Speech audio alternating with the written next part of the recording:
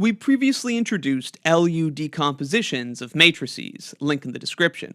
We saw how not every matrix has an LU decomposition, because some matrices require that we swap rows in order to get it into row echelon form. In this video, we'll introduce a new method called a PLU decomposition, which can work for any square matrix. So for a matrix which doesn't have an LU decomposition because row swaps are necessary, we may perform the row swaps first, and then find an LU decomposition of the resulting matrix. And as we'll see, this still gives us a fine way to solve systems of linear equations with A as the coefficient matrix.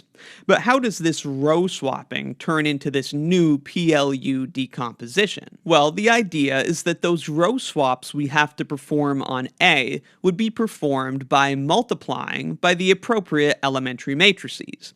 Row swaps, being elementary row operations, can be performed by multiplying by an elementary matrix. So let's say that Q is the product of all the elementary matrices that are necessary to swap the rows of A as needed.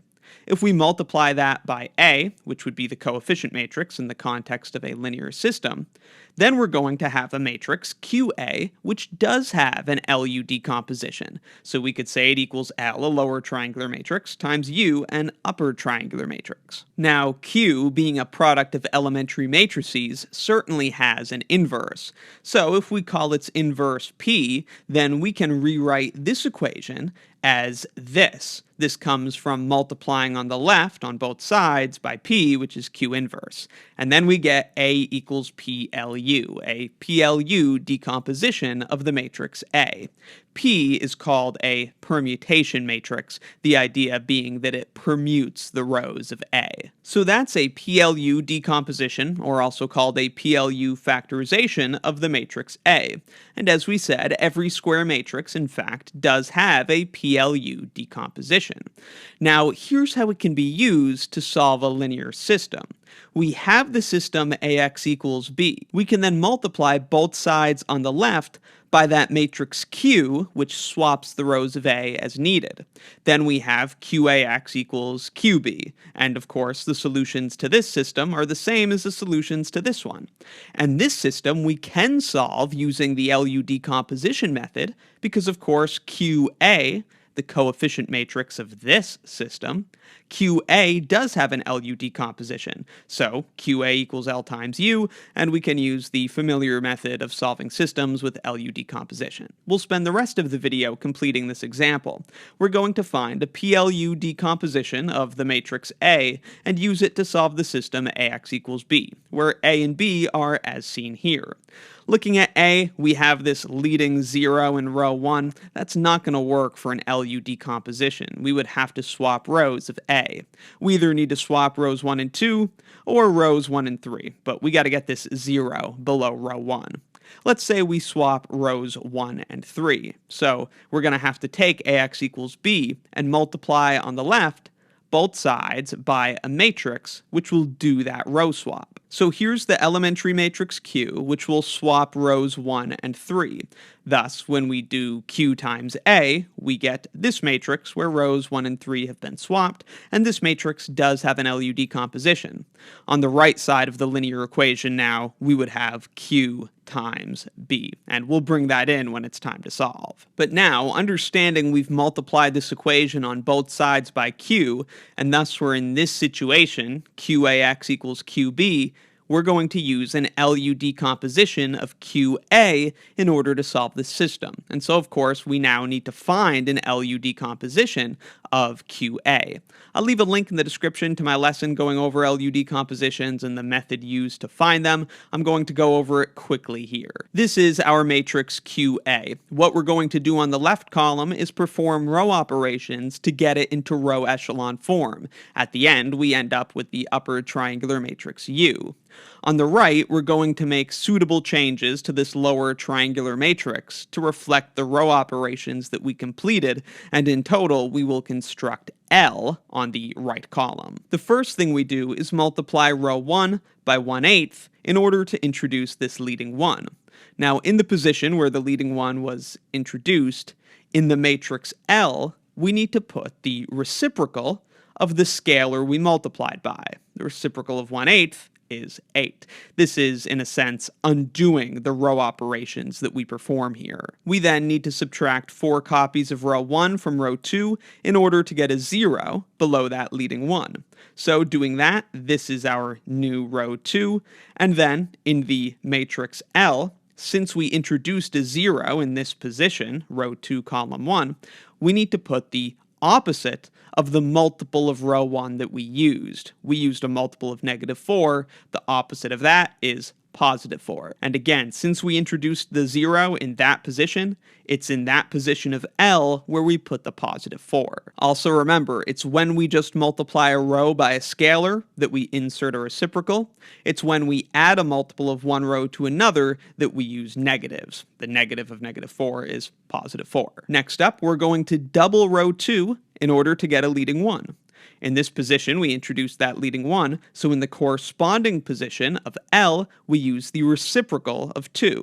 The reciprocal of 2 is 1/2. Next, we're going to subtract 4 copies of row 2 from row 3 in order to get a 0 below that 1. Since that's the position where we introduced the 0, in the corresponding position of L, we'll put the negative of -4, which is +4. Finally, we'll multiply row 3 by -1/23 to introduce a leading 1. Since we multiplied by -1/23 to introduce a leading 1 in that position, in the corresponding position of L, we put the reciprocal -23. And now we have a matrix in row echelon form, that is U, and then over here we have L, our lower triangular matrix. Where we had a dot for an unspecified entry, we would put a 0 there because no change has to be made. But if you recall from our discussion on LU decompositions, what this matrix L is just the inverse of the product of all the elementary row operations that were necessary to get this into row echelon form. Since U resulted from A by performing these operations, if we multiply U by L, it will undo the operations and thus get us back to A. That's why this works. We still have a little ways to go, but the good news is that we do have our PLU decomposition now. L is this lower triangular matrix that we just found, and of course U is the upper triangular matrix that we just found.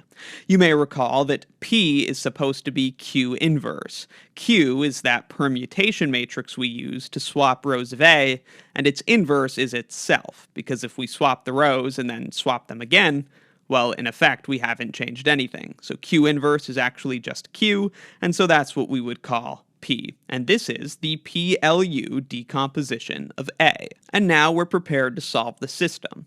AX equals B, of course, we rewrote as QAX equals QB. So this here is Q times B. This is A with its rows swapped, which is Q times A.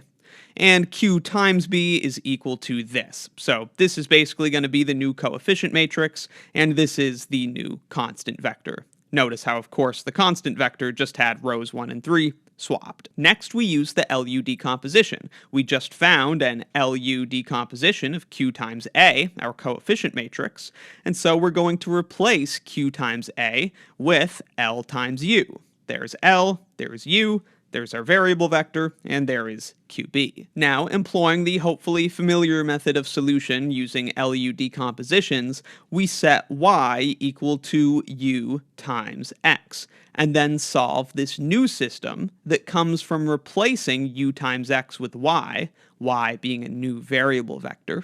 And so now we have Ly equals Q times B.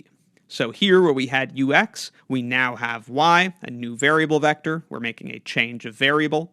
And then we still have L on the left, and then of course we have QB on the right. So we're going to solve this system for y, and then we'll be able to use this equation, knowing the values of y, to then solve for x. The great thing about LU decomposition is at this stage we have a lower triangular coefficient matrix, so this is easy to solve with what's called forward substitution. The first equation tells us 8y1 equals 2, and so y1 equals a fourth. And then the second equation tells us 4y1 plus a half y2 equals 0. And so plugging in y1 equals a fourth, we'd have that 1 plus a half y2 equals 0. So a half y2 equals -1, and so y2 equals -2. Plugging that then into the third equation, we can solve for y3 and find that it equals negative 9 over 23. So now, using the equation y equals u times x, where remember this is u times x, well now we know the values of y. So we can solve y equals u times x for x. Here is the y vector. We've just plugged in all those known values. Here's the upper triangular matrix U, and here's the variable vector x we'll now be able to solve for.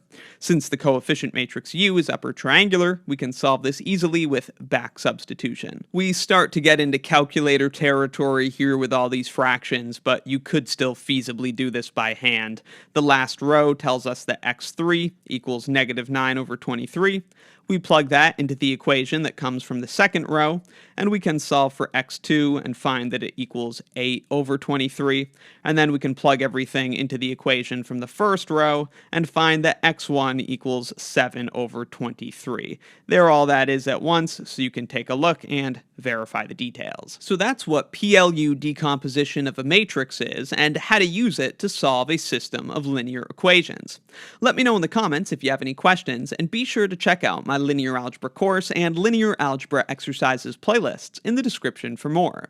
If you find my videos helpful, please consider supporting what I do by joining Wrath of Math as a channel member. You can get early and exclusive access to additional videos and extra practice, and if you join at the premium tier or above, you can access the lecture notes used in my courses.